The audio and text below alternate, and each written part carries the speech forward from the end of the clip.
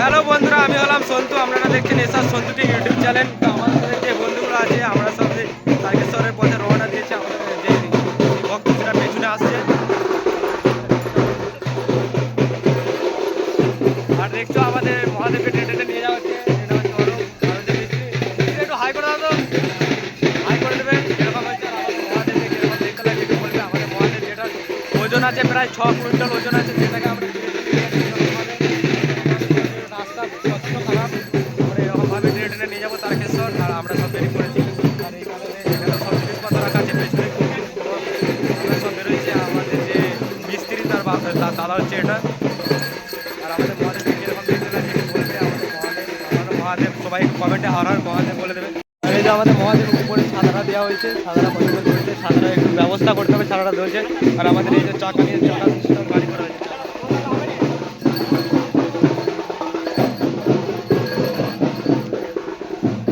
আর এখানে পেঁয়াজ দেখতে অনেকগুলো আমাদের ব্যানার খাটানো হয়ে গেছে।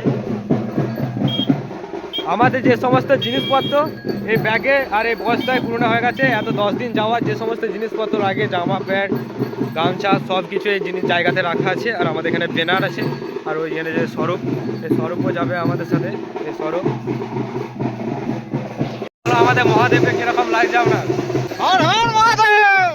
আর সবাই একটু কমেন্টে হর হর মহাদেব বলে দেবে। আমাদের মহাদেবকে নিয়ে আমরা বেরিয়ে পড়েছি তারকেশ্বরের মধ্যে। আমাদের যে গ্রামে যে সমস্ত সব আমাদের সাথে 5 কিলোমিটার আমাদেরকে আগিয়ে দিয়ে আসতে যাচ্ছে। আর আমাদের মহাদেব এখানে আছে। এখানে মহাদেব, আর এখানে আমরা বেলুন দিয়ে সাজিয়ে ফেলেছি পুরো জিনিসটা।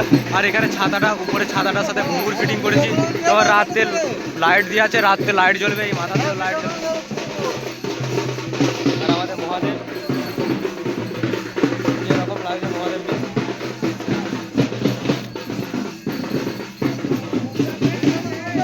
হচ্ছে আমাদের যে গ্রামের সবুজ মাঠ, চারদিকে সবুজ ধান আমাদের ধারে পুরো শুধু ধান।